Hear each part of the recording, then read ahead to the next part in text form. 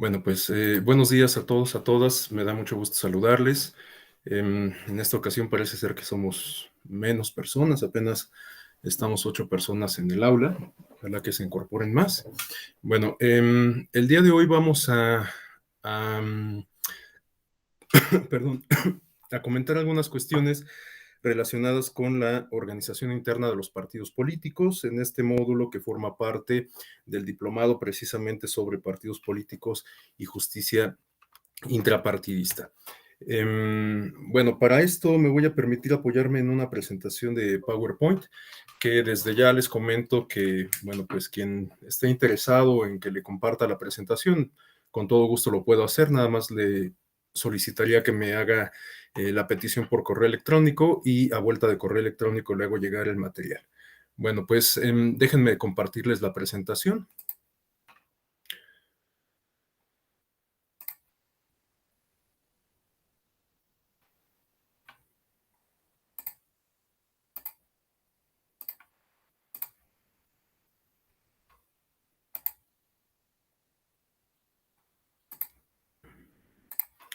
Listo.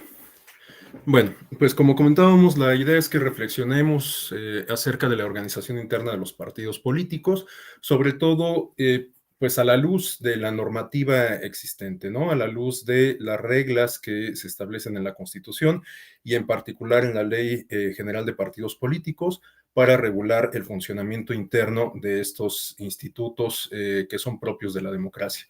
Y bueno, para comenzar, quisiera dar pie a que contemos con una aproximación conceptual de los partidos políticos. En este caso, bueno, yo tuve la oportunidad de platicar con ustedes en la primera sesión del diplomado, en donde abordamos algunas premisas conceptuales, algunas aproximaciones igualmente conceptuales, teóricas sobre los partidos políticos, revisamos la línea del tiempo respecto al desarrollo que han tenido los partidos políticos, etcétera, ¿no? Pero pues siempre es conveniente retomar justamente esa parte, digamos, como teórica, conceptual o descriptiva, pues para tener una base mínima y partir de ahí la discusión. Bueno, en este sentido, quizás no estaríamos hablando propiamente de un concepto, en razón de que los conceptos y las nociones suelen ser flexibles, sino en este caso estamos hablando más bien de un término, es decir, de una acotación o de una descripción acotada que en este caso podemos identificar en el texto constitucional, en específico en el artículo 41, que es donde se regula o se establecen las reglas de todo el funcionamiento de nuestro sistema electoral y en buena parte de nuestro sistema político. Bueno, pues para todos es sabido que este artículo 41 tiene un notable matiz reglamentario, porque no solamente se establecen ahí algunos principios y reglas generales, sino algunas reglas ya particulares que todavía se desmenuzan todavía más en la ley secundaria, ¿no? Pero bueno, el caso es que en ese artículo 41 se establecen las bases de nuestro sistema político, de nuestro sistema de partidos, de nuestro sistema electoral, y en tal sentido es que podemos advertir justamente esta descripción de lo que podemos entender por partido político. Bueno, el artículo 41 nos señala que los partidos políticos son entidades de interés público que tienen como propósito promover la participación de la ciudadanía, del pueblo, en la vida democrática. Recordemos que también la Constitución, desde los primeros artículos, establece que la forma de gobierno de nuestro país es precisamente republicana y democrática, ¿no? Bueno, también los partidos políticos tienen como objetivo fomentar el principio de paridad de género. Esta es una incorporación que se hizo al texto constitucional apenas en años muy recientes, porque como todos y todas ustedes saben, en últimas fechas, en las últimas décadas, el tema de la paridad de género ha adquirido venturosamente un protagonismo importante en la agenda pública. Y esto pues, no ha pasado de largo para el legislador que ha incorporado contenidos de paridad de género en la Constitución. Bueno, esta tendencia de incorporar contenidos de paridad de género no es nueva, pero hasta años muy recientes es que se puede advertir, digamos, un mayor énfasis en este propósito de incorporar contenidos sobre materia de equidad de género en la Constitución. En la reforma del año 2014 se incorporó un principio de equidad de género que aplicaba sobre todo para las cuestiones comiciales, las cuestiones electorales, pero esto se ha venido afinando no solo en la Constitución, sino también en las leyes secundarias, a efecto de incorporar otros contenidos que permitan materializar ya en la realidad política estos principios de equidad de género. Ustedes recordarán que apenas hace 1 o 2 años tuvimos una reforma constitucional que es conocida como la reforma de paridad en todo, que obliga no solamente a los partidos políticos, sino también a los poderes constituidos, a las entidades de gobierno, a promover y adoptar políticas que permitan incorporar a la mujer en los espacios de toma de decisión. De tal suerte que hoy no solamente los partidos políticos están obligados a postular mujeres a las candidaturas que apoyan, sino que también los entes de gobierno, las oficinas de gobierno, las agencias del Estado, están obligadas, están constreñidas a igualmente incorporar a las mujeres en los espacios de toma de decisión. Ustedes seguramente habrán escuchado de este concepto del techo de cristal que nos habla de que las mujeres eventualmente se van incorporando justamente al ámbito público, pero justamente llegan a un punto en donde ya no pueden acceder más allá, de tal suerte que los puestos de más alto rango siguen siendo ocupados por hombres, ¿no? Entonces, esta idea o el propósito que subyace a esta reforma de la paridad en todo es justamente romper ese techo de cristal a efecto de que las mujeres puedan ocupar incluso los más altos cargos en la administración pública. Entonces, bueno, el caso es que la paridad de género se ha convertido en un tema, en un tópico sumamente importante, indispensable y además que resulta insoslayable en un contexto democrático. No podemos hablar de una democracia en donde las mujeres siguen siendo relegadas, ¿no? Y sobre todo si consideramos que las mujeres ni siquiera son una minoría, representan más de la mitad de la población en México.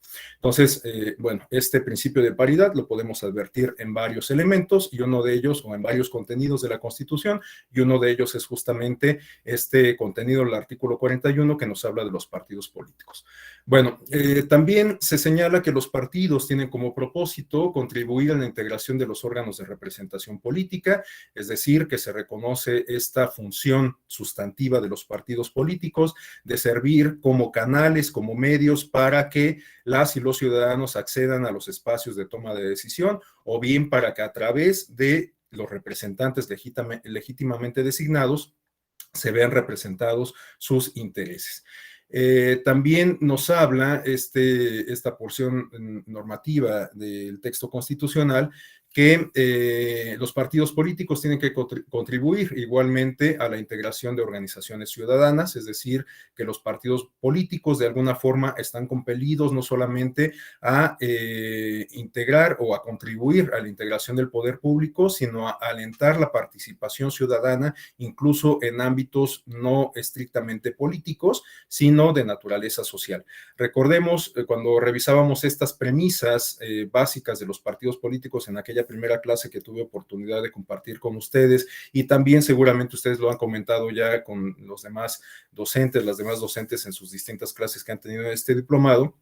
Recordemos que los partidos políticos cumplen con funciones para con el régimen político, pero también para con la sociedad, de tal suerte que tienen, digamos, una dualidad y en este sentido contribuyen a la socialización política, a la integración del poder público, a la representación política, pero también contribuyen a la socialización, ¿no? En este sentido, bueno, pues una forma de socializar es incorporando agremiados, incorporando militantes al partido político, haciendo llamados a votar, a participar en los ejercicios de participación ciudadana directa o semidirecta, a informar a la ciudadanía sobre los logros de los gobiernos emanados del partido político, sobre la postura del partido respecto a un asunto público, sobre la agenda legislativa que impulsa el partido político en los órganos de representación, etcétera. Todas estas actividades contribuyen a la socialización política, en teoría tendrían que alentar a la participación de la ciudadanía y todo ello se traduce, por supuesto, o se tendría que traducir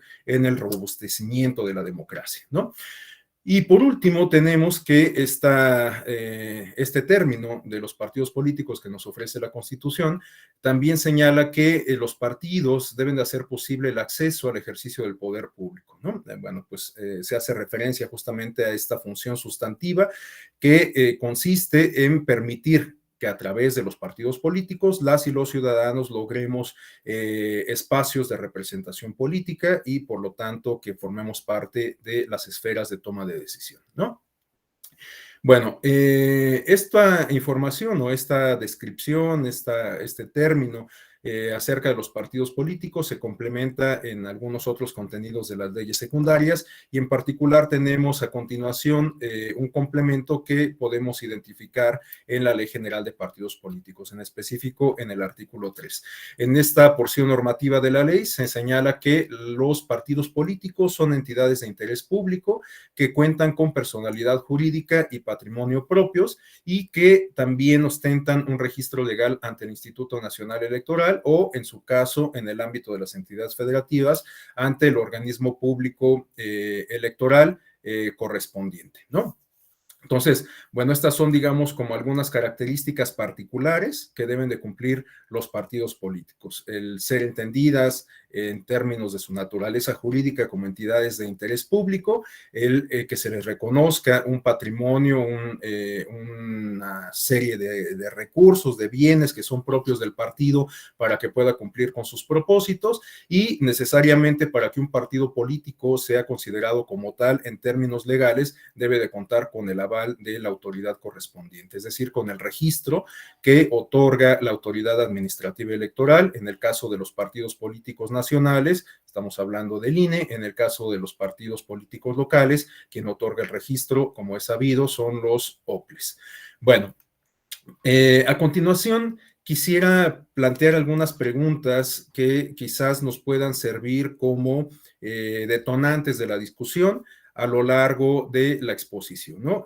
La intención es que estas preguntas que a continuación les planteo nos puedan servir como de parámetros, como de acicates, de asideros, para que podamos ir desarrollando la reflexión y volvamos siempre a pensar en estas preguntas y en las reflexiones que nos motivan, ¿no? En primer término, la pregunta detonante que comparto con ustedes se refiere a qué significa que los partidos sean entidades de interés público. ¿Cómo podemos interpretar esta naturaleza jurídica que se reconoce desde la Constitución? La siguiente pregunta se refiere a si los partidos políticos pueden ser considerados como entidades autónomas, ¿no? Esto, pues, asociado justamente con la idea central de la exposición que estamos desarrollando, es decir, respecto a la vida interna de los partidos políticos. Los partidos políticos están facultados, cuentan con las condiciones, con el reconocimiento legal para desarrollar su vida interna de forma autónoma.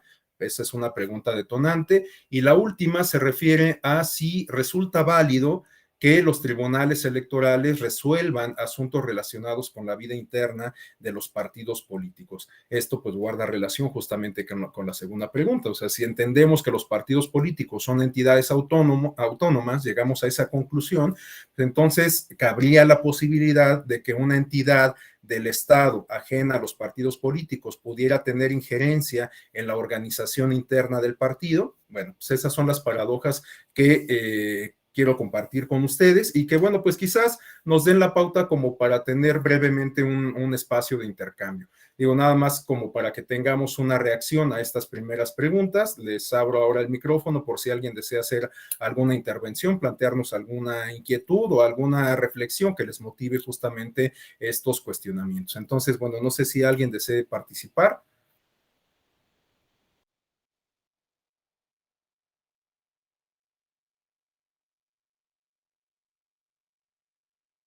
No sé, por ejemplo, justo le iba a preguntar a Carla Ivonne. Adelante, Carla.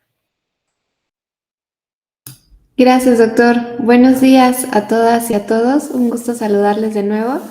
Me parece importante la tercera pregunta, ya que creo que hay algunos partidos políticos que, si bien es cierto, dentro de sus estatutos consideran sus propias formas de resolver conflictos, a veces no consideran partes como esto de la paridad, que ha tenido que llegar a los tribunales para que puedan respetar la postulación de candidaturas de mujeres. Creo que ese es un ejemplo de que a veces dentro de los documentos básicos no es suficiente la regulación que se tiene de forma interna. Gracias. Gracias, Ivonne. No sé si alguien más tenga alguna consideración, alguna inquietud, alguna opinión. Buenos días a todas y a todos. ¿Me escuchan? Buenos días. Sí, Blanca, adelante. Gracias, buenos días, doctor. Bueno, que los partidos sean de interés público creo que es muy importante porque toda la ciudadanía puede participar en la vida activa de ellos, tenga derecho a registrarse, a ser parte de un partido político, de participar en la vida pública, poder ser votados, ¿no? En un momento dado. Creo que sí es muy importante que sean de interés público, ¿no? Y que sean entidades autónomas, pues obviamente yo creo que deberían de ser entidades autónomas y no depender tanto de los presupuestos del gobierno, ¿no? En un momento dado. Gracias, doctor. Gracias, Blanca. Adelante, Jorge Luis, por favor. Sí, yo complementando un poco lo que comenta Blanca ahí, creo que el tema del estatus de entidad de interés público solamente puede ser entendido en vista de lo que pasaba antes de este estatus, ¿no? Una oposición débil, partidos políticos que existían y luego no existían, que a veces eran incapaces de presentar candidaturas. Y bueno, si nos regresamos un poco a una de las condiciones clásicas de la democracia procedimental, pues es necesaria la existencia de partidos políticos y de competencia política. Esta pregunta me parece muy relevante porque a final de cuentas sí nos pone en un camino distinto, ¿no? El hecho de que tengamos que aportar un montón de dinero para sostener a los partidos políticos, pues está sostenido en esta misma percepción. A lo mejor el otro camino, que no estoy diciendo que sea mejor ni peor, solamente es distinto, es un esquema al estilo norteamericano donde no haya este dinero público y entonces los partidos políticos sean, si bien es cierto, estables, si no haya una gran pelea, por ejemplo, por saber quién es el presidente o presidenta del Partido Demócrata, ¿no? O sea, no hay esa cuestión. En cambio acá, ustedes saben cómo los conflictos internos para obtener el poder de las presidencias estatales, municipales y federales, no se diga, pues es un gran problema, porque claramente todo el mundo quiere tener ahí, porque claramente los recursos que maneja son bien interesantes. Pero bueno, me parece interesante la reflexión. Gracias, Rafael. Gracias, Jorge Luis. Bueno, pues muchas gracias a Carla, Blanca y a Jorge Luis.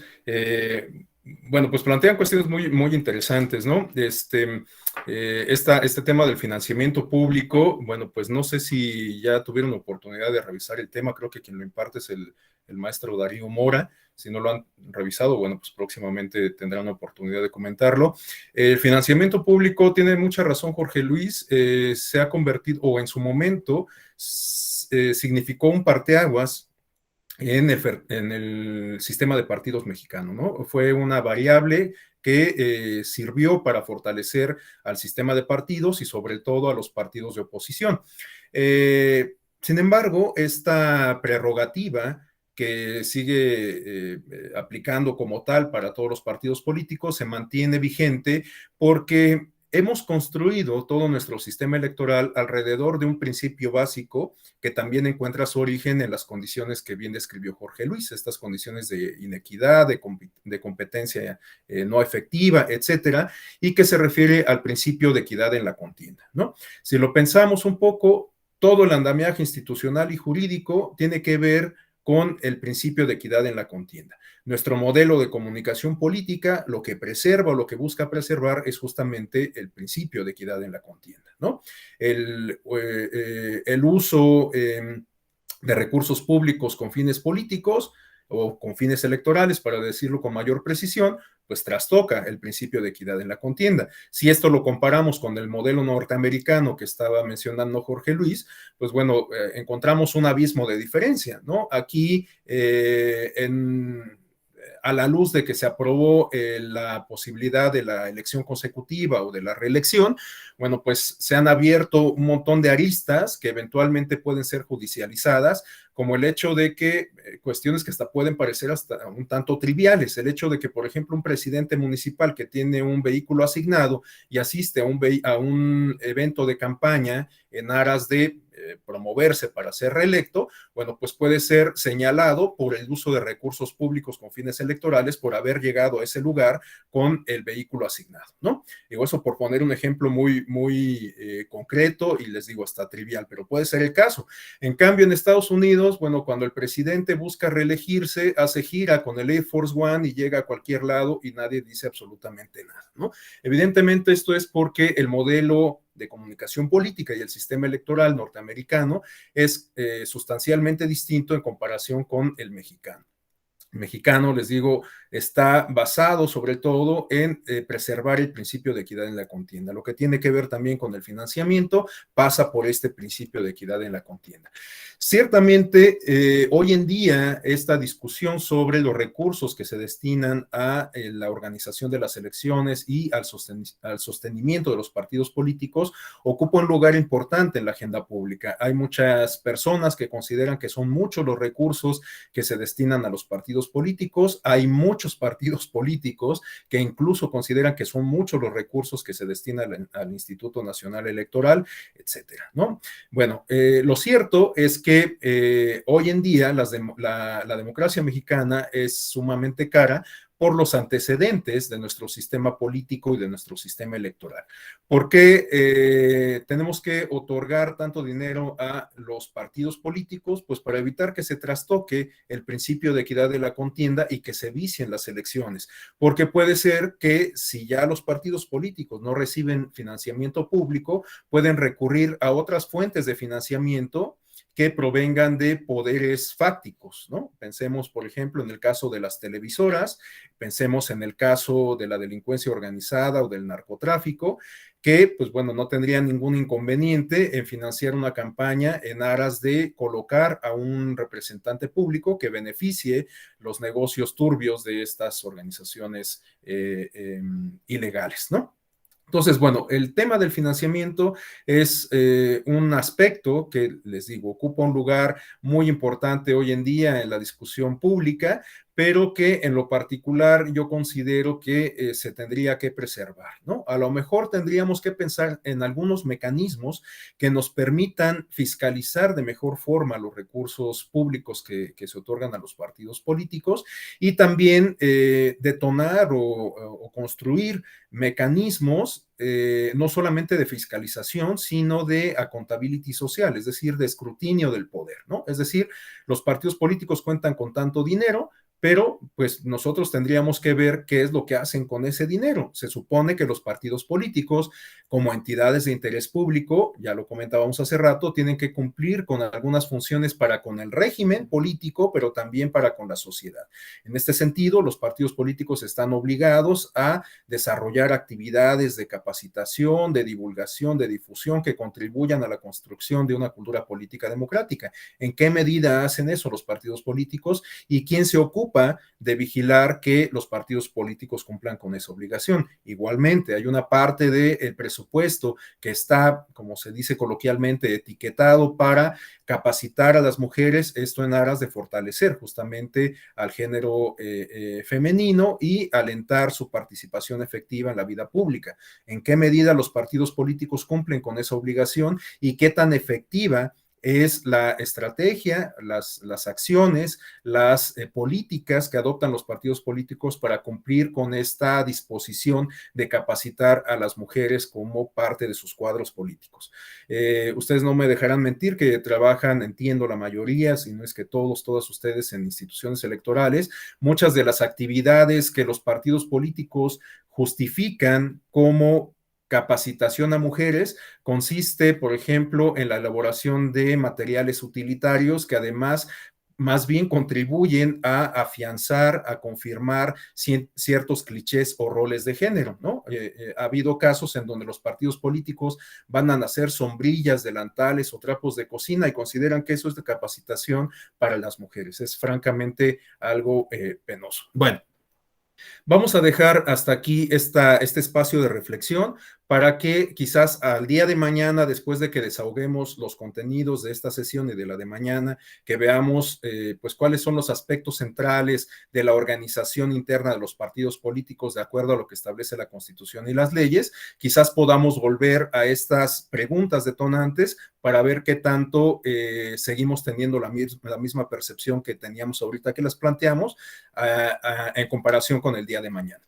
Bueno, a continuación, quisiera compartirles algunas premisas básicas sobre el tema que estamos desarrollando, que es la organización interna de los partidos políticos.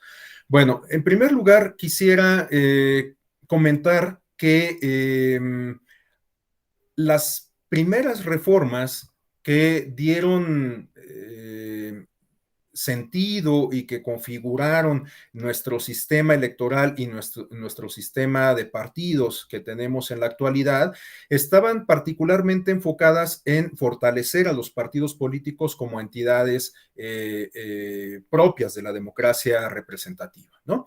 Si ustedes lo piensan, se van a dar cuenta que no es sino hasta las reformas recientes que hemos tenido, en las de 2014, la de 2007 y algunas que no se dieron, digamos, como en paquete, sino que más bien se centraron en algunos aspectos particulares, como las cuestiones de género a las cuales estamos haciendo referencia. Esas reformas recientes están más enfocadas en la ciudadanía, en empoderar a la ciudadanía. Pero las primeras grandes reformas, las reformas transformadoras que, insisto, configuraron nuestro sistema de partidos y nuestro sistema electoral, estaban más bien pensadas en esos términos de fortalecer a los partidos como entidades de interés público, como instituciones propias de la democracia representativa y como condiciones que harían posible el tránsito hacia la democracia, por lo menos hacia la democracia formal. En este sentido, en la lámina tenemos algunos aspectos que a mí me parece que resultan muy ilustrativos para exponer justamente esto que estoy diciendo. Es decir, en qué medida algunas reformas contribuyeron a fortalecer el sistema de partidos, de lo cual se vieron beneficiados en particular los partidos de oposición, y esto se convirtió en una condición que hizo posible o contribuyó al tránsito a la democracia. En este sentido, me parece importante mencionar o hacer referencia a la reforma electoral del año de 1962 que permitió introducir a nuestro sistema electoral o al sistema electoral que existía entonces la figura de diputados de partido. Este antecedente me parece importante porque es de alguna forma un antecedente igualmente de la figura o del principio del mecanismo de representación proporcional. Esto porque los diputados de partido consistían en un mecanismo, o la figura de las diputaciones de partido consistían en un mecanismo que permitía que los partidos que obtuviesen un cierto umbral electoral, que era el equivalente, si no me equivoco, al 2%, solo por ese hecho se hicieran acreedores a que se les asignaran algunos escaños. Si recuerdo bien, el mecanismo consistía en que justamente los partidos que alcanzaran por lo menos el 2% de la votación válida en una elección en donde se eligieran diputados, bueno, por ese hecho de haber alcanzado el umbral electoral del 2%, se les hacían asignaciones directas de 5 diputados, de 5 diputaciones. Bueno, lo manejo en términos masculinos porque pues, la realidad es que en esa época las mujeres no figuraban en la vida pública, era sumamente difícil advertir que una mujer fuera postulada por un partido político. No quiero decir que no haya sido el caso, pero no era una condición extendida, ¿no? La mayoría de los puestos de representación popular eran ocupados por hombres. Esta realidad, pues de hecho no ha cambiado sino hasta años muy recientes. Bueno, el caso es que esa figura de las diputaciones de partido permitió, como les decía, que se asignaran escaños a todos los partidos, pero en particular los beneficiados eran los partidos de oposición, y esto les favoreció en el sentido de que pues comenzaron a obtener espacios en la Cámara de Diputados, aun cuando no ganaran elecciones por el principio de mayoría relativa, ¿no? Entonces, bueno, no importaba que los partidos de oposición no ganaran elecciones, porque a partir de este mecanismo, en atención al porcentaje de votos que obtenían, iban obteniendo escaños, ¿no? El mecanismo se completaba también señalando en la legislación que por cada medio punto porcentual adicional a ese umbral electoral, los partidos se podían hacer acreedores a una diputación adicional hasta llegar a un límite de 20. Entonces, pensemos en un partido político que obtenía el 3% de la votación válida, pues tenía derecho a que se le asignaran 7 diputaciones, 5 por haber obtenido el 2%, y como había obtenido un punto porcentual adicional, es decir, el 3%, tenía derecho a que se le asignaran 2 diputaciones adicionales, uno por cada medio punto porcentual, ¿no? Entonces, bueno, este fue un antecedente, reitero, que me parece muy importante porque de alguna forma contribuyó a que los partidos de oposición comenzasen a obtener espacios en los órganos legislativos, en particular en la Cámara de Diputaciones. Y después tenemos una reforma que también resultó, me parece muy importante, en el año de 1973, porque se reconoció como una prerrogativa de los partidos políticos el tener acceso a radio y televisión durante las campañas electorales. Entonces, esto también resultó sumamente importante para los partidos políticos, en particular para los de oposición, porque ya tenían la posibilidad de presentar ante la ciudadanía, en el contexto de las campañas electorales, sus plataformas, sus candidaturas, el perfil de sus candidatos, sus propuestas políticas, sus proyectos de nación, su ideología, etcétera. Entonces, esto resultó, reitero, me parece muy importante porque permitió a los partidos políticos tener una mayor exposición, aunque por supuesto el contexto era muy adverso para los partidos de oposición, ya que no solamente el partido oficial tenía la mayor presencia en radio y televisión por tener los mayores recursos para comprar espacios en radio y televisión, sino también porque la cobertura mediática que hacían pues los propios medios de comunicación, los periodistas y demás, pues se enfocaba sobre todo en cubrir las actividades de los candidatos postulados por el partido oficial. Bueno, esta prerrogativa que tiene su origen en 1973 se fortaleció en el año de 1976 con la reforma que para muchos autores representa la génesis de la transición a la democracia en nuestro país. Estamos hablando de la reforma de 1977, diciembre del 77. Sobre esto creo que ya también había hecho alguna alusión en la primera sesión que tuve oportunidad de compartir con ustedes.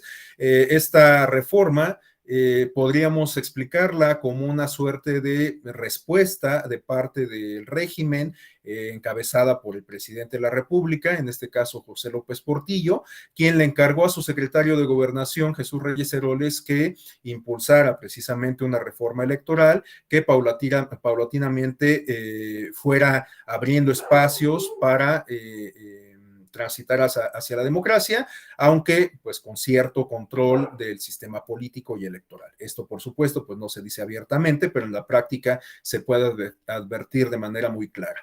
Y bueno, esta decisión del presidente López Portillo deriva de la grave crisis de legitimidad que significó el haber sido el único candidato que se presentó a las elecciones presidenciales de 1976.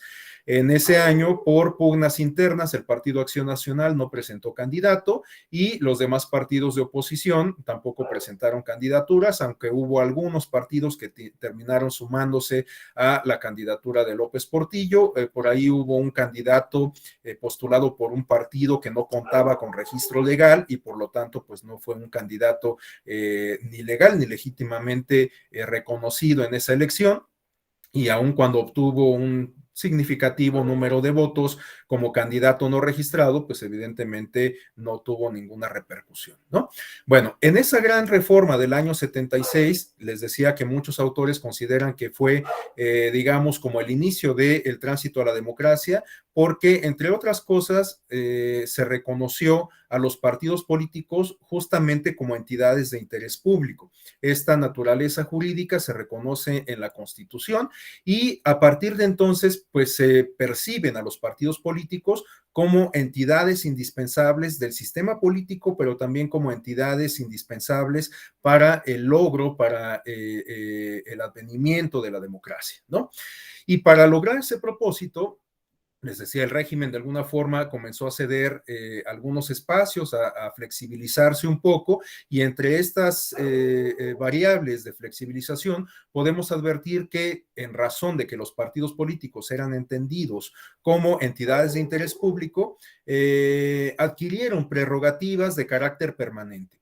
Una de ellas, que resultó también crucial para, a la sazón, la competencia efectiva y fenómenos como la alternancia, que nos hablan de un tránsito a la democracia en términos formales, tenemos que a los partidos políticos se les reconoció la prerrogativa permanente de acceso a radio y televisión, de tal suerte que desde entonces es que los partidos políticos tienen acceso a estos medios de comunicación masiva, no solamente en el contexto de las campañas electorales, sino también en periodos ordinarios. Esto con el propósito de que los partidos cumplan con sus obligaciones como entidades de interés público.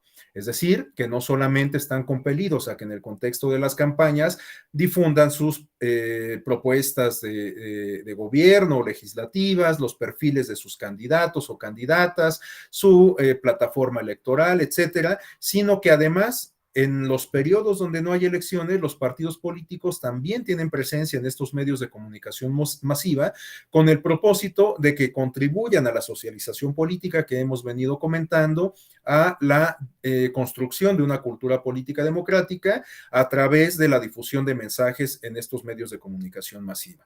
Estos mensajes se inscriben en la categoría de propaganda política, que ha sido definida por el Tribunal Electoral y que consiste en la difusión de contenidos que no tienen naturalmente algún propósito electoral, no hacen llamados al voto, sino que buscan dar a conocer a la ciudadanía la postura del partido político respecto a asuntos públicos, la ideología del partido político, sus postulados, su perspectiva de país, entre otras cosas, ¿no? Entonces, bueno, por eso es que los partidos políticos tienen como prerrogativa permanente, reitero, el acceso a radio y televisión. Y después tenemos las grandes reformas transformadoras que se dieron sobre todo en los años 90. En los años 80 tuvimos ahí algunas reformas importantes, pero en realidad las grandes reformas transformadoras las podemos advertir hasta los años 90. Por ejemplo, en los 80 surgió a partir de una reforma, naturalmente, el Tribunal de lo Contencioso Electoral, que es, digamos, el abuelito del Tribunal Electoral del Poder Judicial de la Federación, ¿no?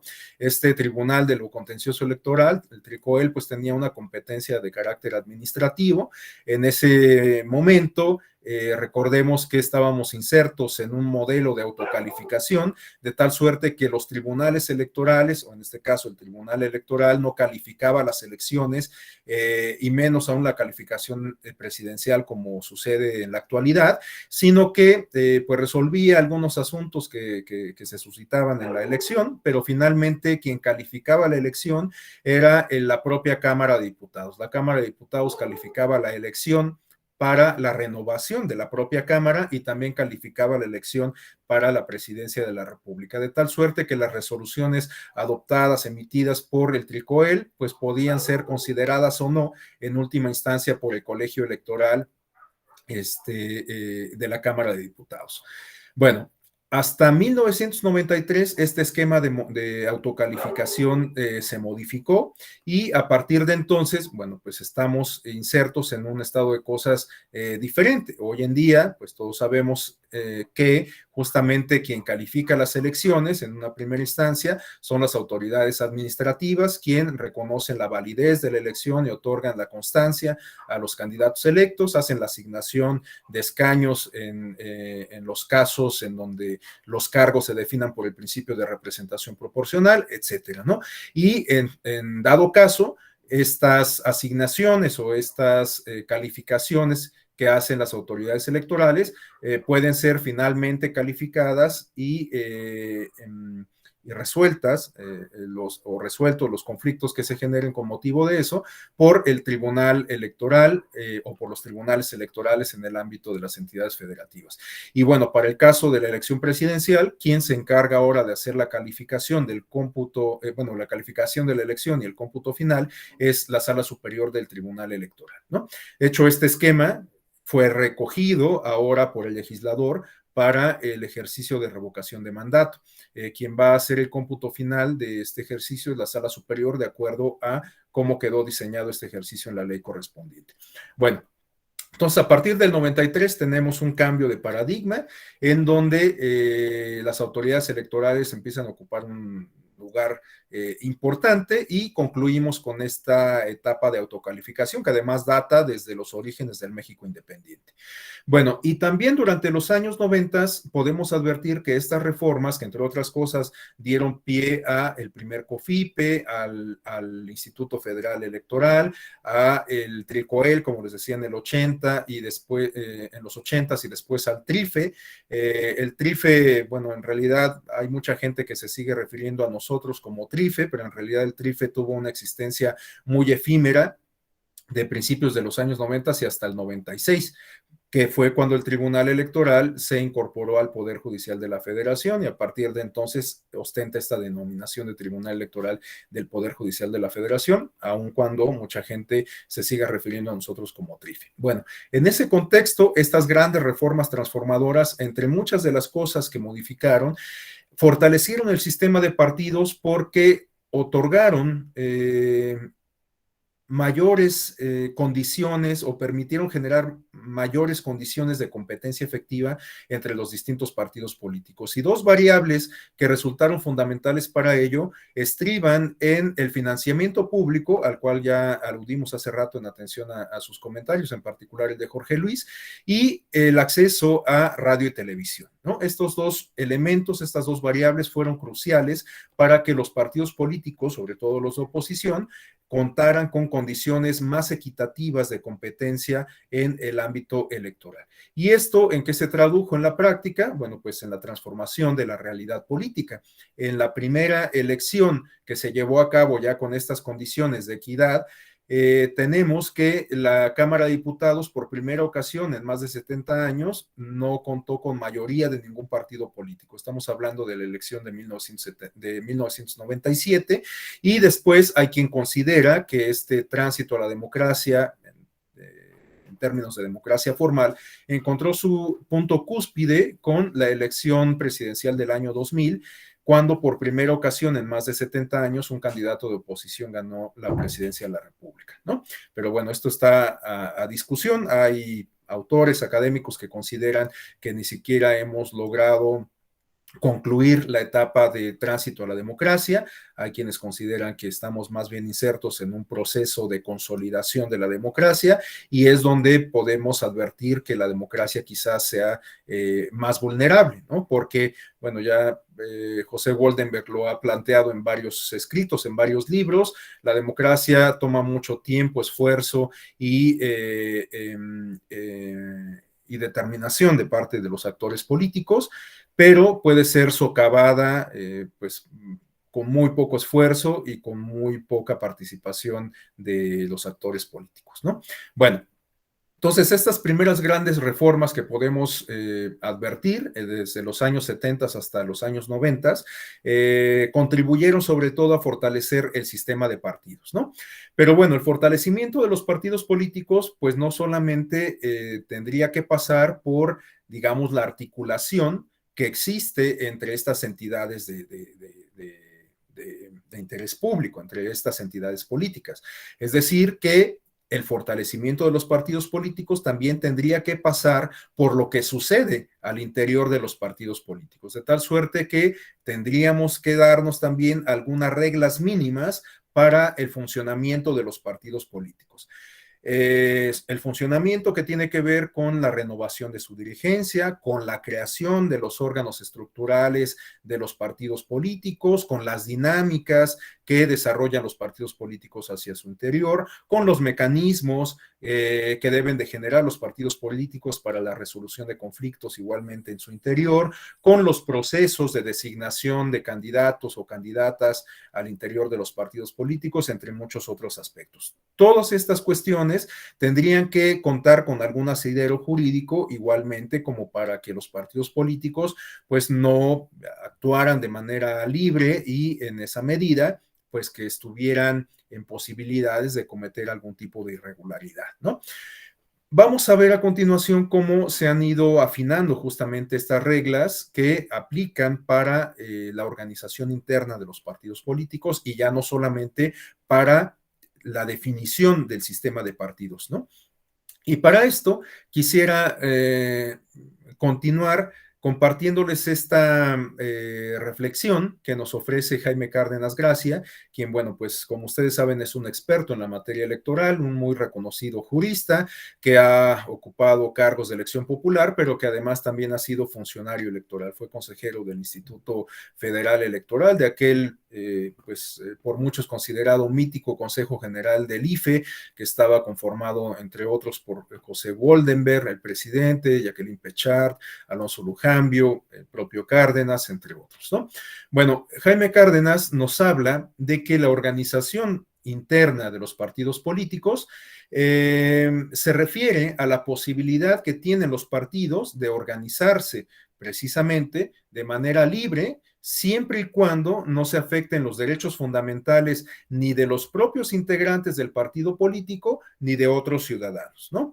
Y también siempre y cuando se cumpla con la condición de que con las medidas que adopte el partido político para su organización interna, no se atente contra los principios democráticos que están contenidos particularmente en la Constitución, ¿no?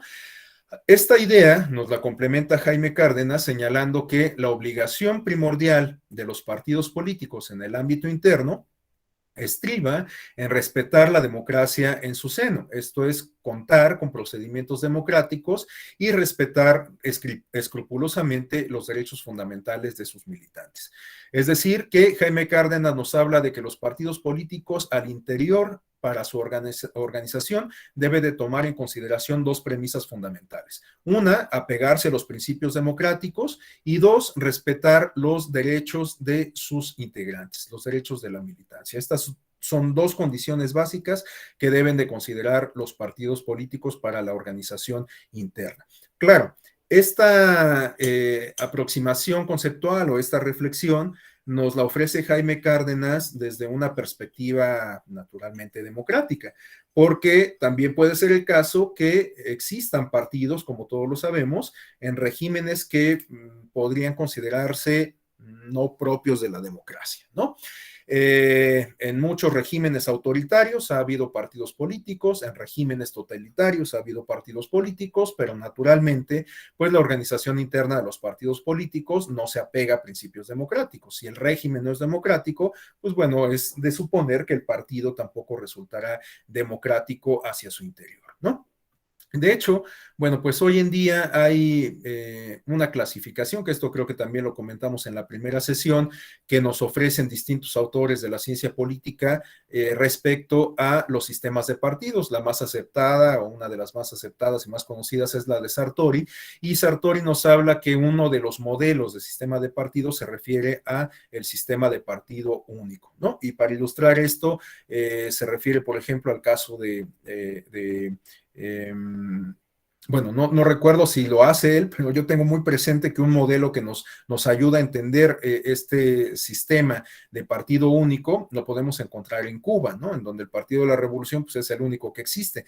Yo en lo particular, de hecho, ni siquiera comparto esta idea de entender como parte de un sistema de partidos aquellos modelos que solamente cuentan con uno solo, ¿no? Porque la noción de sistema nos habla de que se requieren de distintas entidades, de distintos sujetos que establecen articulaciones entre sí. Si estamos hablando de una sola entidad, de un solo sujeto, pues quizás la noción de sistema no aplique de manera precisa, porque no hay articulación con nadie más, no hay reciprocidad con nadie más.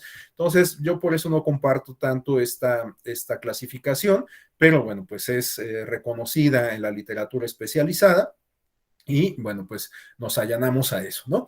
Pero bueno, el caso es que en este tipo de modelos, por ejemplo, que pues quizás no podríamos considerar propios de la democracia, de hecho, pues todos sabemos que Cuba tiene muchos señalamientos por considerar que no se trata de un régimen propiamente democrático, bueno, pues al interior del partido político, pues por supuesto que también la organización puede ser que esté ajena a los principios democráticos, ¿no? ¿Quién decide quienes integran los órganos al interior del partido político, pues en muchos casos lo decide incluso una entidad ajena al partido político. Esto también lo advertimos en el caso mexicano durante los años del partido hegemónico, ¿no?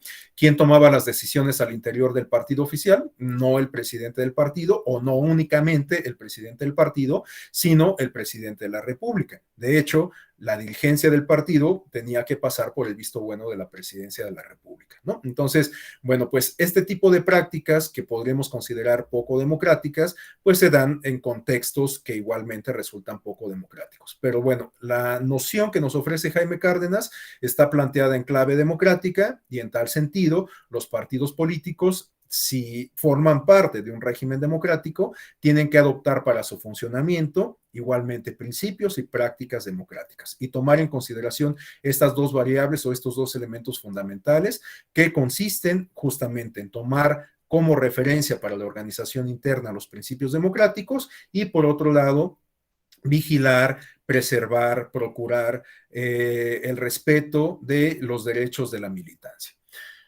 Bueno, hablando justamente de democracia interna de los partidos políticos, a continuación tenemos una aproximación conceptual que igualmente nos ofrece Jaime Cárdenas. Jaime Cárdenas nos dice que la democracia interna es una de las cuestiones fundamentales de la vida democrática y que no es exclusiva de los partidos políticos de un país, no es exclusiva de los partidos políticos, sino de todos los integrantes de un país, ¿no?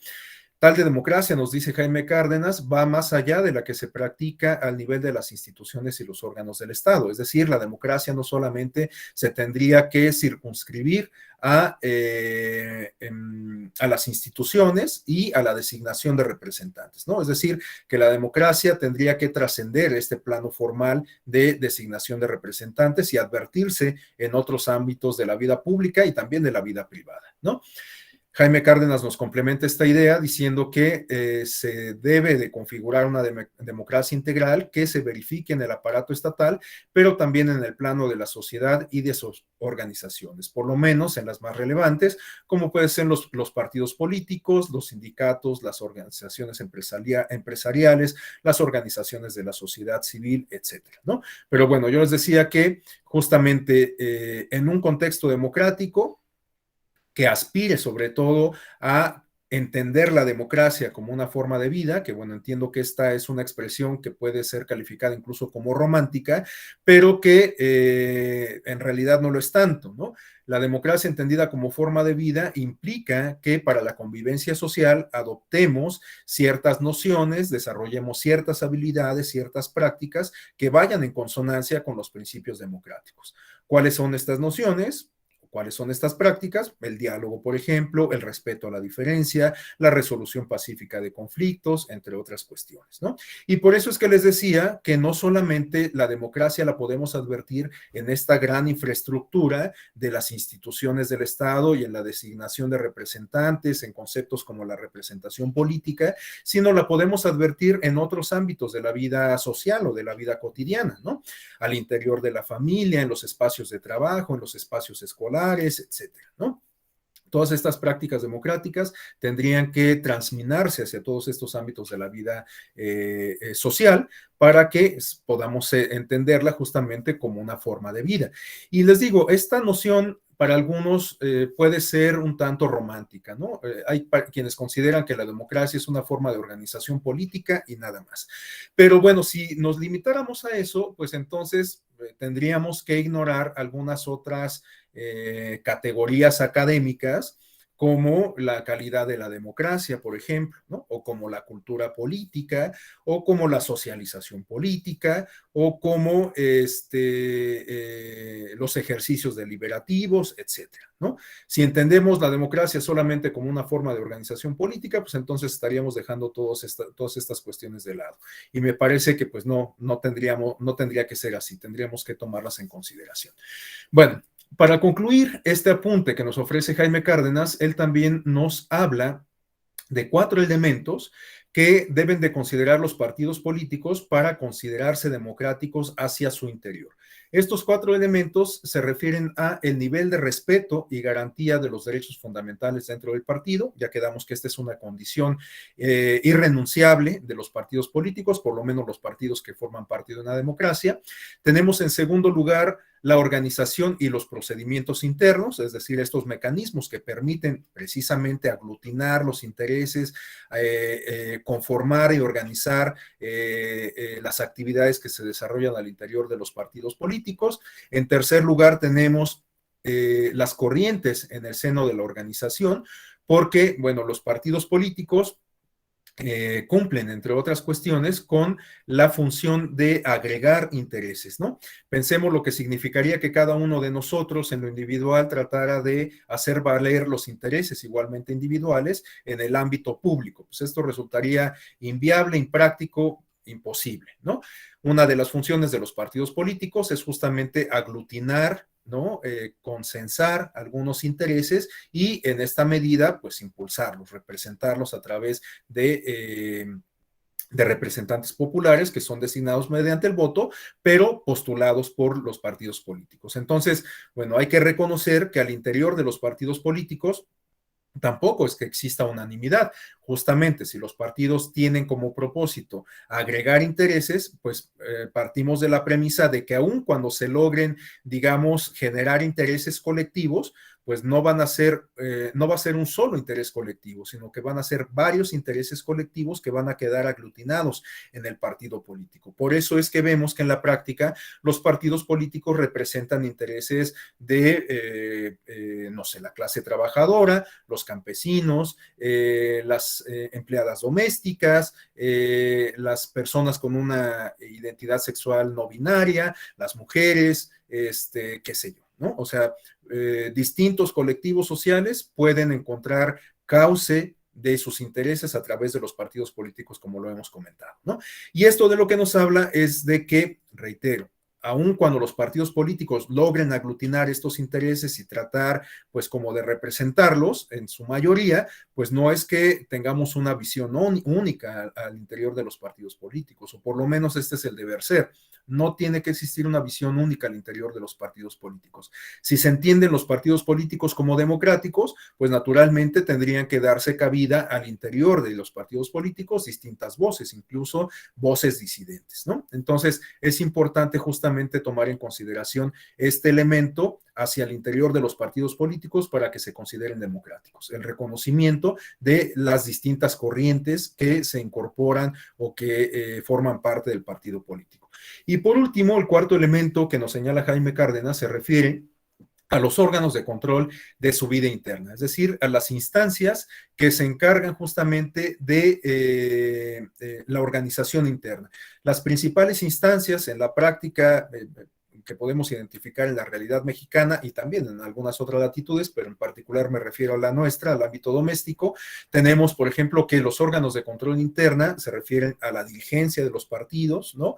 A las asambleas, que pues son instancias fundamentales de los partidos políticos para que se consideren democráticos, porque en esos espacios participan o tendrían que participar la mayoría de los integrantes del partido político, de la militancia, y en tal sentido, pues tomar de manera consensuada las decisiones que afectan al partido, ¿no? Entonces, bueno, estas instancias se refieren justamente a los órganos de control de la vida interna. Para el caso mexicano, tenemos también que la legislación a partir de la reforma 2014, como lo vamos a ver ya sea hoy mismo o el día de mañana, mandata a los partidos políticos a que cuenten con otras instancias de organización interna del partido político que resultan clave para que éstas se entiendan como parte de un régimen o de un contexto democrático. ¿Cuáles son estas instancias? Por ejemplo, aquellas que se encargan de las cuestiones de transparencia y protección de datos personales de los militantes de los partidos políticos.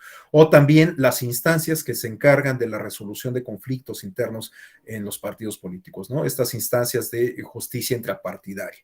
Entonces, bueno, para el caso mexicano, estas instancias son justamente las que podríamos considerar dentro de esta categoría de la cual nos habla Jaime Cárdenas, los órganos de control de la vida interna del partido político.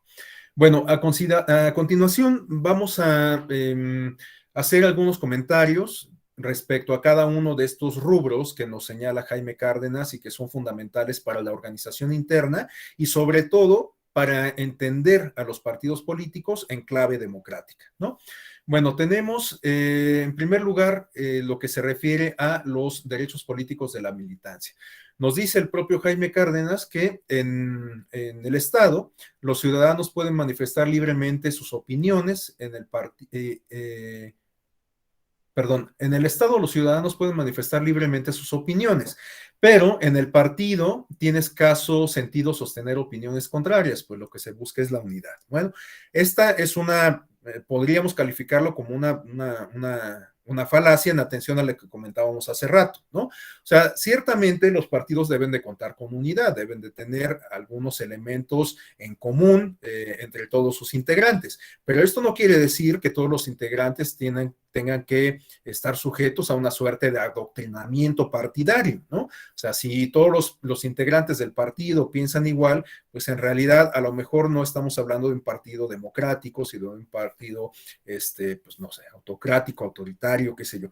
Pensemos, por ejemplo, en el caso del Partido Nacional Socialista de la Alemania nazi, ¿no? Ahí, pues justamente lo que se buscaba era que todos los integrantes pensaran igual, que todos tuvieran la misma ideología, se sancionaba incluso de manera severa, drástica, brutal, la disidencia, y bueno, pues estamos hablando de un partido que evidentemente no respetaba los derechos de sus militantes y que además, pues era prolijo, justamente era proclive a pensamiento único, ¿no? Entonces, bueno, pues esta idea me parece que hoy en día en las democracias contemporáneas tendría que quedar de lado. A continuación nos dice igualmente Cárdenas que los derechos que debe reconocer y proteger a sus militantes o afiliados a un partido político dependen del contexto histórico, el texto constitucional y la tradición jurídica de cada país. Bueno, esta premisa me parece importante porque recordemos justamente lo que comentaba hace rato, ¿no? Las primeras grandes reformas que modificaron nuestro sistema electoral o el sistema electoral con el que contamos en la actualidad estaban más enfocadas a aspectos estructurales, aspectos de los partidos como entidades globales, aspectos de partidos como entidades que formaban parte de un todo, de un sistema de partidos, etcétera, ¿no? Y hasta años más recientes es que hemos visto que se han adoptado ciertas medidas en términos de reformas electorales que están más enfocadas, más dirigidas a el fortalecimiento, el empoderamiento de la ciudadanía. Un ejemplo de ello lo podemos encontrar en lo que ya comentamos, justamente el principio de paridad de género, ¿no? Que no solamente ha quedado ya en términos abstractos, sino que ya se han planteado algunas formas muy particulares para materializar en la realidad política este principio, ¿no? Pero esto pues responde justamente a lo que nos dice Jaime Cárdenas, al contexto.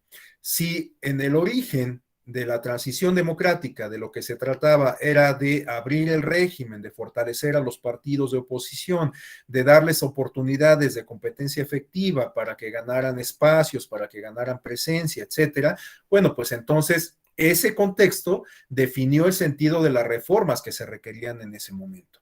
Ahora que estamos más bien insertos en un proceso de transición o en un proceso de consolidación democrática, bueno, pues ya cumplimos esa primera etapa de robustecer a los partidos políticos, ahora vamos a enfocarnos más bien en fortalecer a la ciudadanía, en empoderar a la ciudadanía. Y eso es lo que explica que hoy justamente tengamos este tipo de reformas más enfocadas a el empoderamiento de las mujeres y también, bueno, en la legislación se han adoptado algunos mecanismos para favorecer el empoderamiento político de otros colectivos en situación de vulnerabilidad, como pueden ser los pueblos y comunidades indígenas, como pueden ser los migrantes, como pueden ser los ciudadanos que votan desde el exterior, entre otros, ¿no?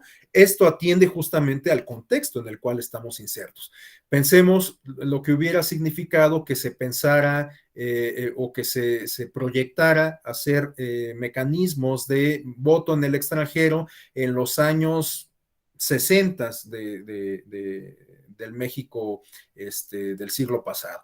Bueno, pues la verdad es que yo creo que para nadie estaba en el radar esa posibilidad y en dado caso de que se hubiera hecho, pues en atención a a las características del régimen, del sistema político, del sistema electoral, pues a lo mejor hubiera sido más bien una herramienta que favoreciera la prevalencia de ese régimen existente, ¿no? Ahora estamos hablando de un contexto distinto, las discusiones y las reformas pues son naturalmente distintas. Hoy estamos hablando de la posibilidad, que de hecho ya podríamos considerar casi una realidad latente, de que las personas sujetas a un proceso penal sobre las cuales no existe una sentencia definitiva puedan votar, ¿no? Esto hasta hace unos años era pues un tema que estaba vedado. Hoy, en un nuevo paradigma de derechos humanos, esta discusión se está sosteniendo y además se están tomando medidas para que se cambie la realidad política. Entonces, bueno, el contexto naturalmente influye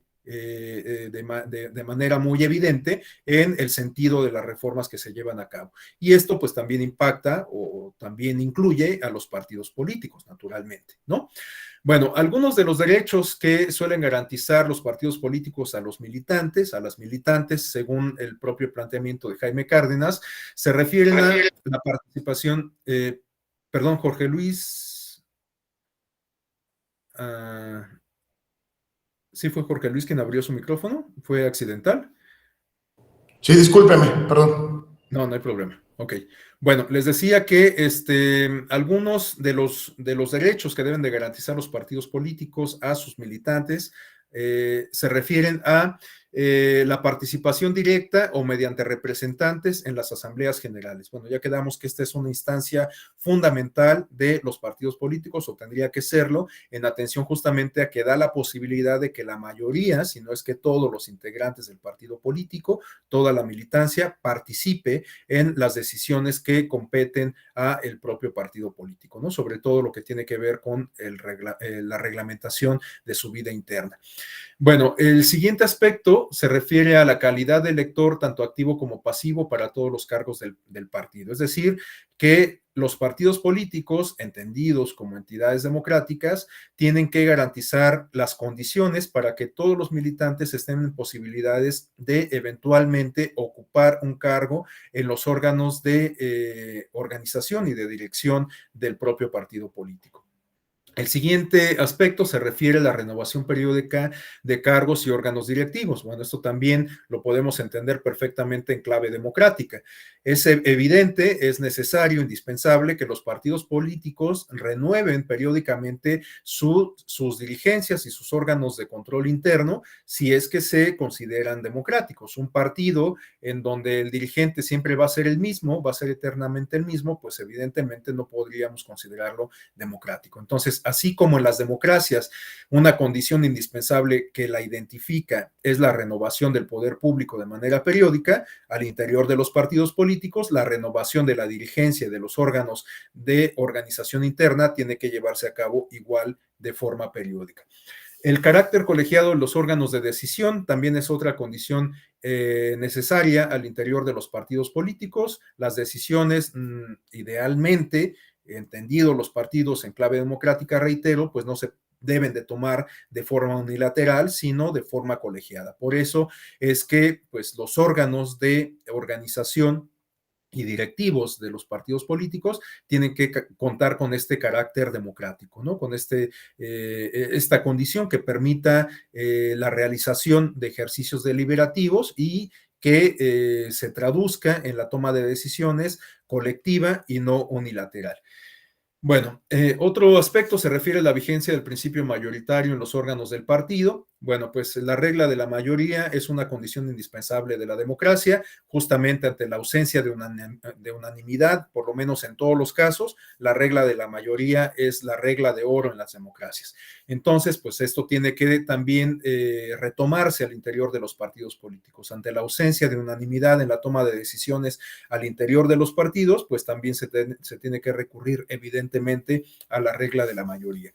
Tenemos también que se debe de respetar la libertad de expresión en el seno interno. Evidentemente, pues todos los derechos tienen que estar garantizados para todas y todos los militantes de un partido político, pero la libertad de expresión, bueno, como todos lo sabemos, es un aspecto, un derecho crucial, un aspecto distintivo de las democracias en aquellos lugares en donde se cancela la libertad de expresión, en donde hay amenazas a la libertad de expresión, pues no podríamos considerar que estamos insertos en un contexto democrático. Bueno, los siguientes aspectos se refieren a la posibilidad de abandonar el partido en cualquier momento. Bueno, pues evidentemente nadie puede permanecer afiliado a un partido político en contra de su voluntad, de tal suerte que si alguien en algún momento toma la determinación de separarse, de renunciar al partido político, pues se le tiene que permitir el éxodo, ¿no? No se le puede obligar a seguir formando parte del partido cuando pues, la persona ya no desea ya no lo desea, ¿no? El siguiente aspecto se refiere a ser oído por los órganos arbitrales internos antes de la imposición de cualquier sanción. Bueno, los partidos políticos, lo vamos a ver en un momento más, tienen que contar con documentos básicos, ¿no? Estos documentos básicos, bueno, ustedes seguramente ya saben cuáles son, la declaración de principio, los estatutos, etcétera. Y en estos documentos básicos se tienen que establecer justamente las reglas generales y en algunos casos particulares que permiten la organización interna del partido político. Y entre estas reglas, pues se tienen que establecer algunos supuestos de conductas infractoras en que pueden recurrir tanto los militantes en general como los órganos de dirección o los órganos de organización, valga la redundancia, del propio partido político. Bueno, ante estas posibles conductas infractoras, igualmente es deseable, lo ideal es que se cuente con un catálogo de posibles sanciones, ¿no? Ustedes, asumo que la mayoría son abogados, abogadas, saben mejor que yo que pues, hay una máxima que se refiere a que no puede haber castigo sin ley, ¿no? Entonces, en tal sentido, pues en estos órganos, en estos instrumentos, como son los estatutos, la declaración de principios, etcétera, el programa de acción, sobre todo en los estatutos se tienen que establecer estos fundamentos que permiten la organización interna de los partidos políticos, entre los cuales se tienen que considerar, como les digo, algunos opuestos de conductas infractoras y eventualmente las sanciones a las cuales se podrían hacer acreedores quienes infrinjan esas reglas.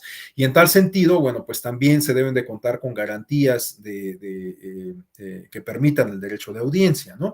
Si ya hablamos, bueno, lo vamos a revisar con mayor detenimiento más tarde, de que los partidos políticos, para el caso mexicano, deben de contar con instancias de resolución de conflictos al interior del partido, es decir, instancias de justicia intrapartidista, bueno, estas instancias naturalmente tienen que brindar las condiciones necesarias para que se ejerza el derecho de audiencia de parte de las y los militantes, ¿no? Bueno, los últimos aspectos se refieren a el acceso a la información sobre cualquier asunto. Bueno, pues este es un complemento del derecho a la libertad de expresión. De hecho, la Corte Interamericana ha dejado en claro en varias de sus resoluciones que el derecho a la libertad de expresión tiene dos dimensiones. Una es la de expresar precisamente de forma libre sus ideas, pero la otra se refiere a el acceso a la información. En la medida en que tenemos acceso a la información, pues justamente podemos crearnos un criterio propio y en esa medida expresar nuestras ideas, ¿no? Esto lo podemos advertir en particular en los argumentos que hace la Corte, la Corte Interamericana, en el caso de la última tentación de Cristo en Chile, ¿no? Bueno, a continuación tenemos que se debe de permitir el libre debate de las ideas y de las decisiones principales, que va de la mano con justamente el ejercicio de la libertad de expresión y el acceso a la información, y por último, la seguridad jurídica. Bueno, la siguiente categoría de estos 4 puntos que nos plantea Jaime Cárdenas se refiere a la organización los procedimientos y la estructura. Bueno, tenemos 3 apuntes que nos ayudan a entender justamente a qué se refiere esta categoría. El primero, nos dice Jaime Cárdenas, consiste en que en el ámbito interno de los partidos políticos se debe hacer prevalecer la voluntad de sus integrantes, pero sobre todo de abajo hacia arriba. Es decir, que las decisiones que se tomen al interior de los partidos políticos tienen que surgir o tendrían que surgir idealmente desde las bases, ¿no? Y no desde las dirigencias. Es decir, que si un partido político se precia de ser democrático, pues tiene que tomar en consideración las ideas, las iniciativas, las demandas que se plantean desde las bases del partido político, desde la militancia, y no al revés. No se debe de imponer sobre la militancia una decisión unilateral, jerárquica, que provenga desde la dirigencia, desde arriba de la organización del partido político. Un segundo apunte que podríamos citar en esta categoría de la organización, procedimientos y estructura, se refiere a que el órgano supremo, el órgano máximo, el órgano más importante al interior de los partidos políticos se refiere a las asambleas, ¿no? A la asamblea. Y de ella tienen que surgir, nos dice el propio Cárdenas, las principales líneas doctrinales y de acción de los partidos políticos. Bueno, ya comentábamos desde hace rato que la realización de la Asamblea General de los partidos políticos permite la participación de la mayoría de los integrantes del propio partido político y consiste en sí mismo en un ejercicio deliberativo, en un ejercicio de discusión.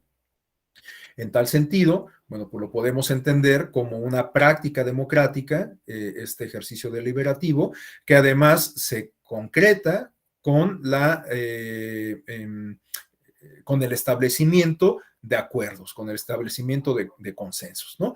Pero la importancia capital, me parece, es justamente como lo señala Cárdenas, que este consenso, estos acuerdos, se generan desde la discusión colectiva, ¿no? Y no desde la discusión o los acuerdos que se establecen en las camarillas o en colectivos más reducidos. Entonces, bueno, esta condición de que se desarrollen las asambleas, pues resulta indispensable al interior de los partidos políticos, naturalmente entendidos en clave democrática. Y el último aspecto se refiere a que toda elección tiene que respetar las garantías del sufragio y los acuerdos tomados ser resultado de una decisión mayoritaria.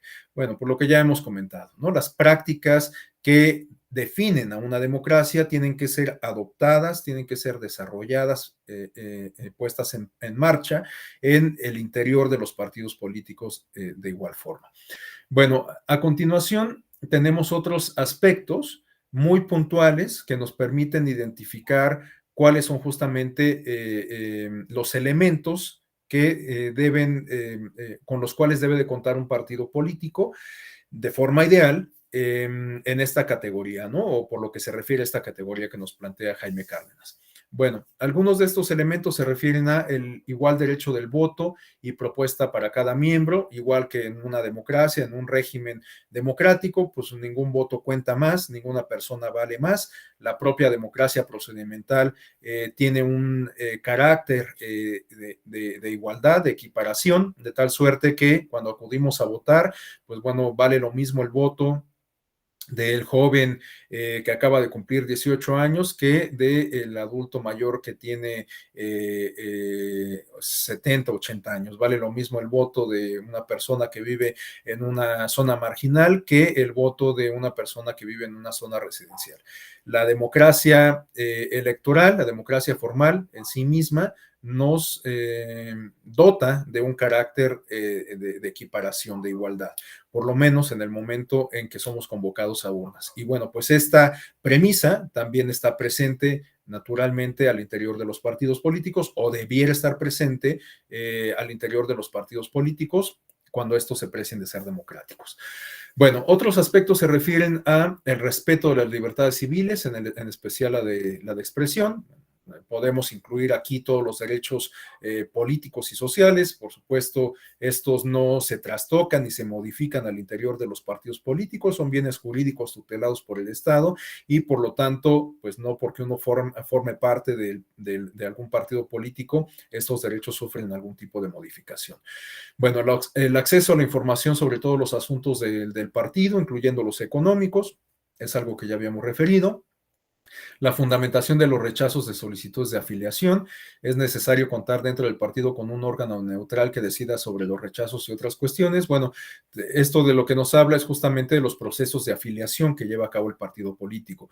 En la mayoría de los casos, pues los partidos políticos buscan afiliar al mayor número de integrantes, pero hay otras ocasiones en donde por alguna circunstancia pues se le niega el registro, la afiliación a alguien que aspira a formar parte del partido político, o bien se le desafilia, ¿no? Se le expulsa del partido político. En tales supuestos, bueno, pues el partido, una instancia determinada, tiene que encargarse de justificar, de explicitar de manera muy clara por qué se está adoptando esa determinación.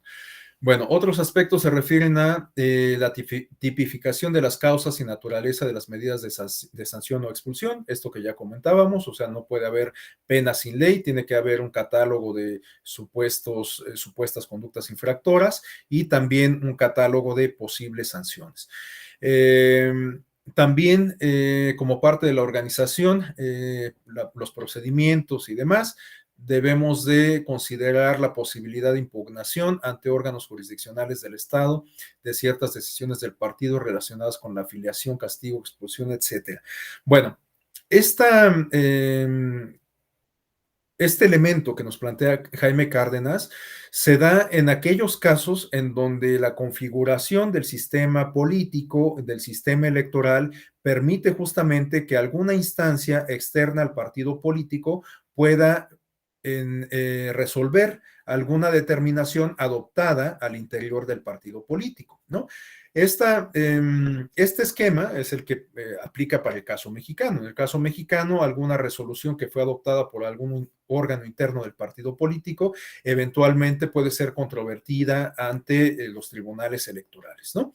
Este esquema puede estar sujeto a discusión a la luz de las primeras premisas que comentábamos cuando iniciamos la plática, estas preguntas detonantes, ¿no? O sea, los partidos políticos, si son entendidos como entidades autónomas, bueno, tendrían que resolver sus propios conflictos al interior del partido político, pero pues también cabe la posibilidad en algunos casos, como es el mexicano, de que una entidad ajena termine por resolver un asunto que se generó al interior del partido político y que incluso fue resuelto en primera instancia por una agencia interna del partido político, ¿no? Bueno, así es como funciona el esquema mexicano. Habrá quien no le guste. A mí en lo particular me parece que es funcional, que es adecuado, aunque por supuesto que siempre este tipo de esquemas pues mete en tensión a el partido político y sobre todo a la autoridad jurisdiccional, ¿no? Porque pues la autoridad jurisdiccional en algunas ocasiones pues tiene que adoptar alguna decisión que quizás afecte la esfera de autonomía de los partidos políticos, ¿no? Bueno, me parece que el tribunal o los tribunales electorales suelen ser cuidadosos con esto, pero pues a veces en la práctica resulta imposible que no ocurra así, ¿no? La decisión que adopta un tribunal electoral pues tiene injerencia directa en la organización interna del partido político. Pero bueno, pues así es como está planteado el esquema mexicano. Habrá áreas de oportunidad, habrá sentencias que se consideran acertadas y habrá otras que no. La mejor opinión, pues, la tienen cada una de ustedes y la opinión pública, por supuesto. Bueno, los siguientes aspectos se refieren a una previsión clara de la articulación territorial y de organización del partido, de las facultades y responsabilidades de sus órganos y de las condiciones para acceder a sus cargos. Bueno, pues esto de lo que nos habla es de las reglas que aplican para la definición de la estructura orgánica del partido político, ¿no? Cómo está construido el propio partido político, cuáles son sus órganos de dirección, cómo se organiza en términos territoriales y mediante oficinas municipales, regionales, estatales, etcétera, ¿no? Bueno, pues todos estos elementos nos hablan justamente de esta articulación territorial. Pero bueno, no solamente basta con que se describan las reglas para construir ese andamiaje institucional en el interior del partido político, sino también para la integración de esos elementos que conforman la estructura del partido político. Es decir, estas oficinas o estas instancias a las cuales hemos estado aludiendo, los órganos directivos, los órganos delegacionales, los órganos de control interno, las instancias encargadas de la justicia intrapartidaria, del manejo de recursos, etcétera, ¿no? Todas estas instancias o el funcionamiento y la integración de estas instancias o las reglas para su integración tienen que ser claras y tienen que ser del conocimiento de la militancia, evidentemente. Bueno, los últimos 3 aspectos se refieren a la selección de los funcionarios del partido y de sus candidatos mediante un procedimiento previamente establecido. Es decir, tiene que existir claridad respecto a las reglas que sirven justamente para la renovación de los órganos internos, pero también para los procesos de designación de candidatos. Aquí cabe hacer mención que durante muchos años, la verdad es que no sé cómo está la estadística, yo creo que se mantiene la tendencia, pero desde hace muchos años, muchos de los juicios para la protección de los derechos político-electorales de la ciudadanía que resuelven los tribunales electorales, en particular, bueno, me refiero al caso del Tribunal Electoral del Poder Judicial de la Federación, se refieren a asuntos que tienen que ver con problemas internos de los partidos políticos y muchos de el incremento que se observa de JDCs en el contexto de los procesos electorales está asociado de manera directa con los procesos de designación de candidatos, es decir, con los procesos de selección interna de candidatos, ¿no? Entonces, bueno, pues esto de lo que nos habla es de que en el contexto de los procesos electorales, la militancia, las dirigencias y los demás órganos internos del partido político suelen confrontar muchas problemáticas, suele haber mucha confrontación, pues justamente por los procesos de designación para las candidaturas que van a ser apoyadas por el partido político. Les digo, no sé cómo esté la estadística, la verdad es que no he revisado, no me he dado la tarea, pero esta es una tendencia que se ha mantenido a lo largo de los años.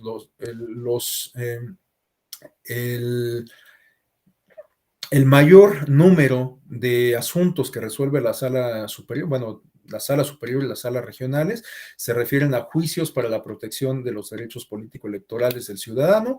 Muchos de estos asuntos se refieren a conflictos internos de los partidos políticos y en el contexto de los procesos electorales, muchos de estos conflictos internos tienen que ver con los procesos de designación de candidaturas.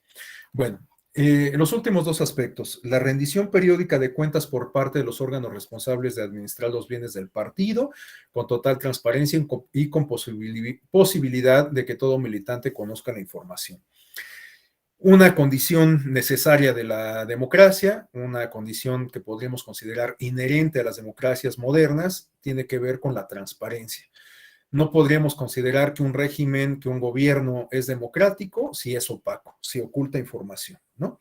Bueno, pues esta premisa también aplica para el caso de los partidos políticos. Un partido político no se podría considerar plenamente democrático si no está dispuesto a transparentar la información respecto, bueno, la información que se considera de interés público, ¿no? ¿Cuál es esta información? Pues justamente la que tiene que ver con los documentos básicos del partido político, los estatutos, la declaración de principios, el programa de acción, los documentos que tienen que ver con las finanzas del partido político, en atención a que los recursos pues revisten evidentemente interés público porque son recursos igualmente públicos, ¿no? Entonces, a todas las ciudadanas, a todos los ciudadanos, nos interesa o nos tendría que interesar saber cómo se ejercen esos recursos públicos que se asignan a los partidos políticos. Igualmente, los procesos de selección podrían considerarse también de interés público. De hecho, pues las convocatorias que emiten los partidos políticos para llevar a cabo justamente los procesos de selección de candidaturas, pues son evidentemente públicas, ¿no? Entonces, bueno, toda esta información tiene que seguir siendo revestida de este carácter público y los partidos políticos están compelidos a difundirla y adoptar las medidas necesarias para darle la mayor difusión, ¿no? Bueno, y el último aspecto se refiere a las garantías para la manifestación de las diversas tendencias internas. Bueno, como ya quedamos, al interior de los partidos políticos puede haber distintos modos de pensar, distintas perspectivas del mundo, y de hecho es lo que nos da la pauta justamente para abordar la siguiente lámina. En el caso mexicano, estas distintas opiniones, estas distintas perspectivas han sido definidas o entendidas, conocidas coloquialmente, de una forma que a lo mejor hasta puede resultar un tanto despectiva, ¿no? Me refiero a las tribus, ¿no? Estas corrientes de pensamiento al interior de los partidos son conocidas como tribus. Y bueno, pues ¿de qué nos habla? Pues justamente de que al interior de los partidos políticos, aun cuando estamos aglutinados alrededor de un mismo ideario, de una misma ideología, de una misma postura política, de una misma tradición, aun cuando todos esos elementos no son comunes, reitero, en un contexto democrático, pues no estamos hablando de adoctrinamiento, ¿no? Como en el Partido Nacional Socialista Nazi. En un partido democrático, pues tendrían que tener cabida las distintas formas de pensar, de entender el mundo, de entender incluso al propio partido político, el rumbo que está tomando el partido político, las decisiones que adopta el partido político, etcétera, ¿no? La posibilidad de disidencia tiene que estar garantizada al interior de los partidos políticos. Entonces, bueno, es indispensable que un partido político que se considere democrático permita que al interior se manifiesten las distintas formas de pensar, ¿no? No solo de manera individual, sino también de manera colectiva, es decir, en estas fracciones que se generan al interior del partido político, estas corrientes o tribus, ¿no? Bueno, algunos apuntes que nos plantea el propio Jaime Cárdenas al respecto de esto, nos dicen que en ocasiones se tiende a desacreditar las corrientes internas y se les considera un mal inevitable.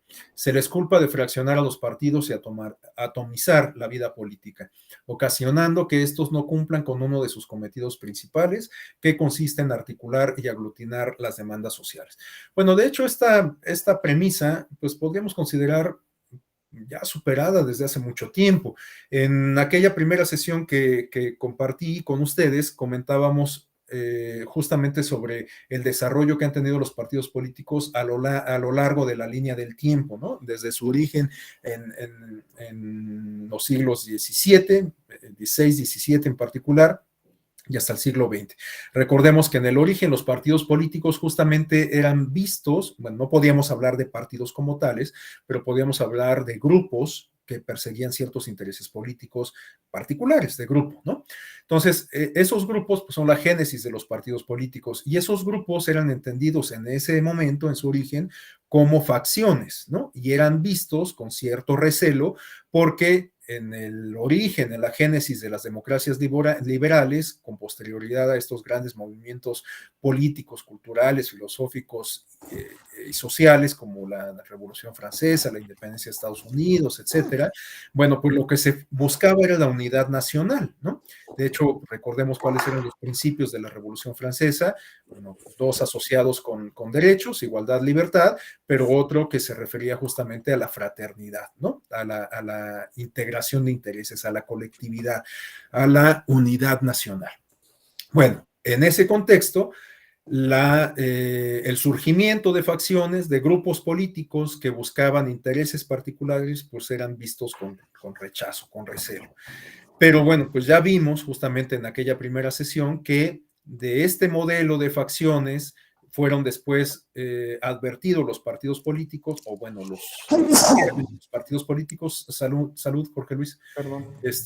El origen de los partidos políticos fue advertido después como males necesarios y después entraron a una etapa de legalización.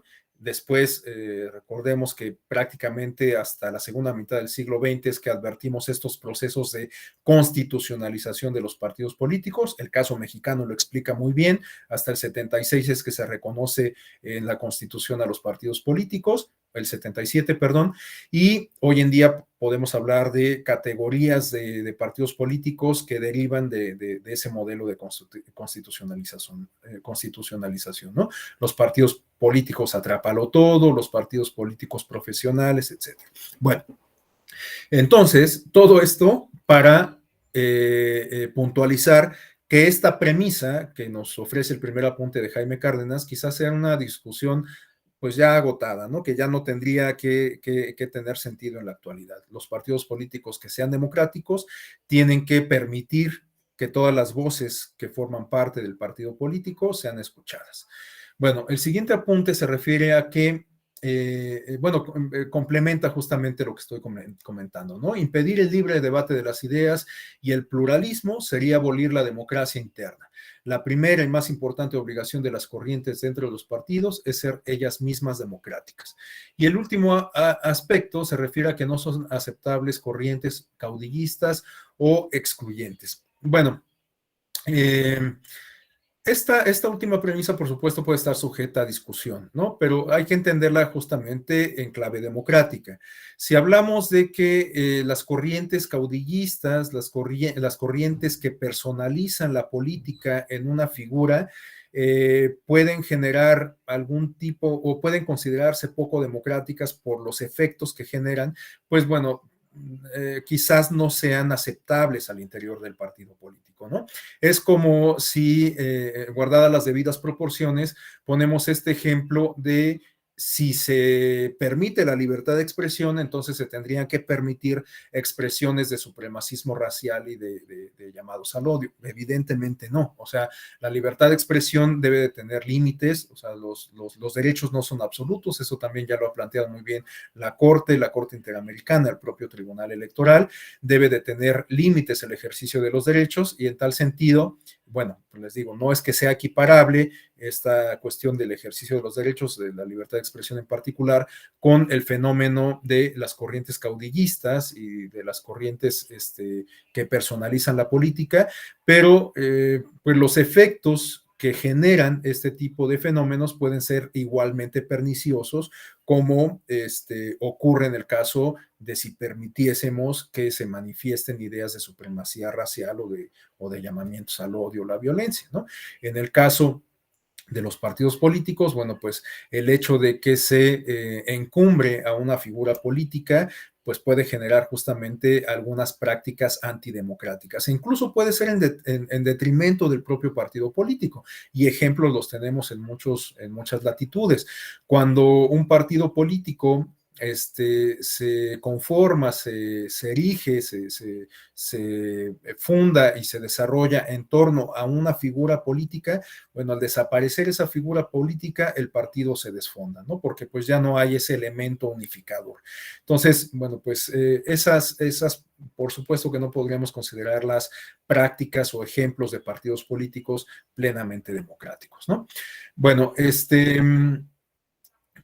por último, vamos a revisar estas últimas premisas o estos apuntes que nos hablan de las otras dos categorías que nos planteaba Jaime Cárdenas y que se refieren a los controles sobre la actividad interna y sobre y en la cual podemos enmarcar la justicia intrapartidista, ¿no?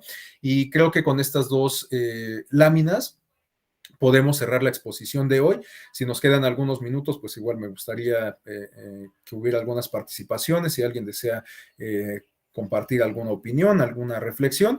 Y para el día de mañana vamos a revisar más bien cómo han sido los antecedentes normativos y cómo está configurada en la ley, cómo están configuradas las reglas en la legislación que hoy permiten la organización interna de los partidos políticos, ¿no? Bueno, entonces, tenemos que, sobre los controles de la actividad interna,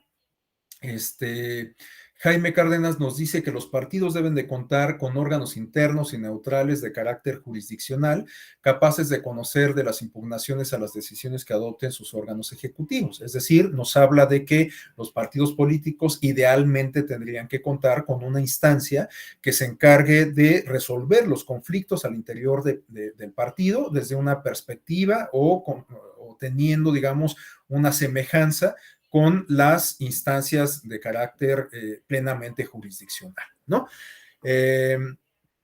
Y el siguiente aspecto se refiere a que existe una gran discusión que de alguna forma ya hemos abordado respecto a si los órganos del Estado, como los jurisdiccionales, en el caso mexicano los tribunales electorales, se debiesen ocupar de las impugnaciones a los órganos internos de los partidos políticos. Bueno, les decía, esta es una discusión que pues está presente en los circuitos académicos, en la vida pública, en los espacios de discusión política, en los órganos parlamentarios, etcétera, ¿no?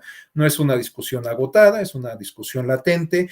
En lo particular, les decía, yo me decanto por el modelo que tenemos en la actualidad. Me parece importante que los tribunales electorales eventualmente puedan resolver conflictos que se generan en el seno de los partidos políticos, sobre todo cuando están en juego, cuando están en disputa o cuando se ven afectados los derechos de los ciudadanos, ¿no? Y de las ciudadanas. Quizás algunas otras decisiones intrapartidistas pues puedan escapar a la esfera de competencia del tribunal electoral o de los tribunales electorales, ¿no? Como lo que tiene que ver con la modificación a sus estatutos o qué sé yo, ¿no? Que bueno, estas decisiones también pueden ser controvertidas ante el tribunal, ante los tribunales electorales.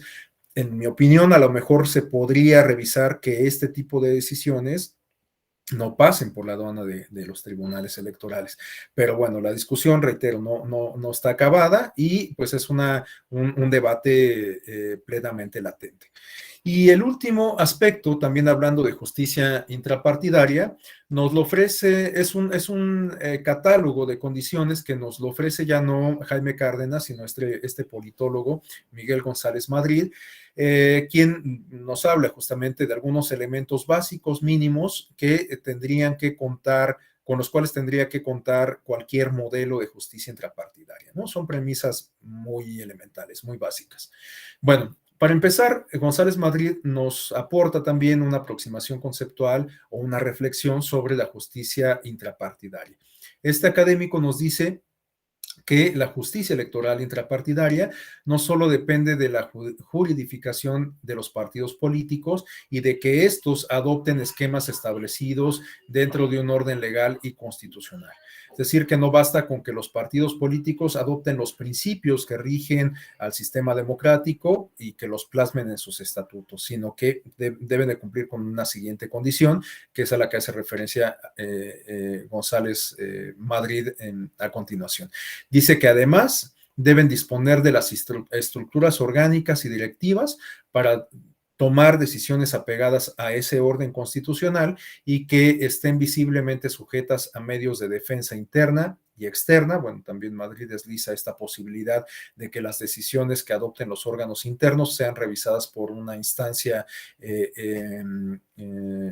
alterna, fuera del partido político, y que, bueno, pues esta condición, a esta condición se puede recurrir sin ninguna excepción, ¿no? Entonces, bueno, esta es una aproximación conceptual, algunas premisas básicas sobre lo que podríamos entender por justicia intrapartidaria a partir del planteamiento que nos hace González Madrid. Y bueno, así como Cárdenas nos planteaba 4 elementos que de forma genérica tendrían 4 categorías que de forma genérica tendrían que ser cubiertas por los partidos políticos para su organización interna. Igualmente, González Madrid nos habla de algunas premisas, de algunos elementos, condiciones que igualmente de forma básica tendrían que ser cubiertos por los partidos políticos para contar con instancias efectivas de justicia intrapartidaria, ¿no? En primer término, tenemos que los partidos tienen que ser coherentes con los principios y bases constitucionales. Bueno, esto es algo elemental, una cuestión evidente, una verdad de perogrullo. Ya quedamos desde el inicio que un partido político debe de ir en consonancia con los principios democráticos, ¿no? Y los principios democráticos, pues en la mayoría de los casos se señalan en las constituciones políticas, ¿no? O sea, no es algo que esté en abstracto, sino que están contenidos en la Constitución. Entonces, bueno, pues esta es una condición sobre la cual hemos ya comentado suficiente, me parece. A continuación tenemos que se debe permitir la participación efectiva de los afiliados en las decisiones ordinarias y extraordinarias extraordinarias. Bueno, esto también guarda relación con lo que ya hemos comentado. Deben de garantizarse las condiciones que permitan a la militancia participar de manera efectiva en los espacios deliberativos y sobre todo cuando derivado de esos ejercicios deliberativos se adopta una decisión que tiene impacto en el partido político. Otra condición se refiere a garantizar internamente la defensa efectiva de los derechos político-electorales de los afiliados. Pues es una condición indispensable, una premisa básica. Los partidos políticos tienen que procurar el reconocimiento, el respeto y además contribuir a la generación de condiciones que permitan el ejercicio de los derechos político-electorales de sus asociados, de sus militantes.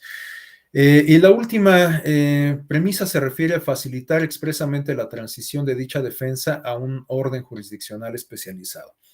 Bueno, en razón de que González Madrid comparte esta opinión de que sería ideal que en un esquema de justicia intrapartidista las resoluciones que adoptan los órganos internos de los partidos puedan ser revisados por una instancia del Estado externa al propio partido. Bueno, pues en este entendido, González Madrid considera que se deben de facilitar, se deben de generar condiciones que faciliten el acceso a esa segunda instancia, ¿no? Entonces, bueno, pues es indispensable desde esta perspectiva crear un andamiaje institucional y jurídico que permita justamente facilitar este acceso a la instancia del Estado que eventualmente pudiera revisar la decisión adoptada por el órgano intrapartidista. Bueno, hasta aquí dejaría entonces la exposición. Nos quedan 10 minutos que quizás podríamos destinar al intercambio de opiniones y a partir del día de mañana, entonces revisaríamos, como les decía, cómo se han venido configurando a lo largo de las últimas décadas, en particular de las reformas de los años 90, aunque también vamos a hacer alusión a la del 77, cómo se han venido configurando las reglas que permiten la organización interna de los partidos políticos en los términos en que los conocemos actualmente. Entonces, bueno, pues hasta aquí dejo la presentación. No sé si alguien desea hacer alguna intervención, algún comentario, que nos quiera compartir alguna opinión.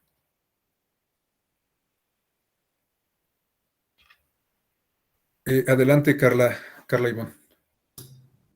Gracias. Bueno, para reiterar lo que nos acaba de explicar, me parece importante comentar al menos mi experiencia en el ámbito local. Tengo conocimiento que algunos partidos políticos pues tienen sus procedimientos, sus órganos para dirimir estas controversias. Sin embargo, a veces en las comisiones de honor de los partidos políticos lo que hacen es desechar las quejas y ya no le dan el trámite respectivo.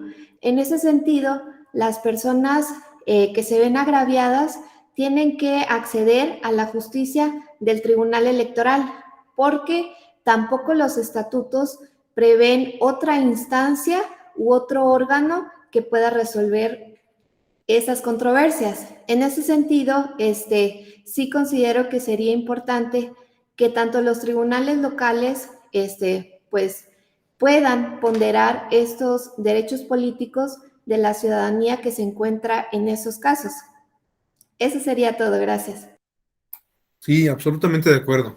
Pues sí, o sea, puede que haya razones suficientes como para que estas instancias, como las comisiones de honor y justicia, adopten una determinación en un sentido particular, ¿no? Pero, pues si ya no se puede controvertir esa decisión, en realidad se queda en indefensión el ciudadano o la ciudadana en cuestión. Entonces, por eso les decía que yo en lo particular sí comparto sí concuerdo con el diseño que tenemos, que permite a los tribunales electorales eventualmente revisar alguna decisión de los órganos internos de los partidos políticos, ¿no? Quizás si los partidos políticos desarrollaran prácticas plenamente democráticas o en algún momento cuando lo logren hacer, pues a lo mejor ya no va a ser necesaria la intervención de los partidos políticos, digo, de los tribunales electorales, pero pues ya estaremos en otro plano. Es como si considerásemos que En algún momento, pues los actores políticos, partidos y candidatos van a tener plena confianza en los resultados electorales, la ciudadanía igual, pues a lo mejor ya no va a ser necesaria la intervención de los tribunales electorales, a lo mejor vamos a estar como, no sé, en Finlandia, en Suecia, en donde llevan a cabo elecciones y a la semana siguiente ya están en otro tema, ¿no? La realidad es que por el momento no es así, ojalá que en algún momento lo sea, digo, qué lástima por quienes integramos las autoridades electorales, porque a lo mejor ya no vamos a ser necesarios, pero qué bueno, porque ya estaremos en un estado plenamente democrático, en donde quizás la democracia ya no se va a circunscribir justamente a los aspectos formales, sino a esta democracia sustantiva que comentábamos hace rato, ¿no? Muchas gracias, Carla. Bueno, pues no, si no hay más intervenciones, no me resta más que agradecerle su atención. Muchas gracias por estos minutos que me brindaron durante estas primeras horas de la mañana. Y bueno, pues nos vemos el día de mañana para concluir. Igual empezaríamos a las 8:05 la sesión y la grabación correspondiente. Pues que tengan muy buen día. Nos vemos mañana. Gracias.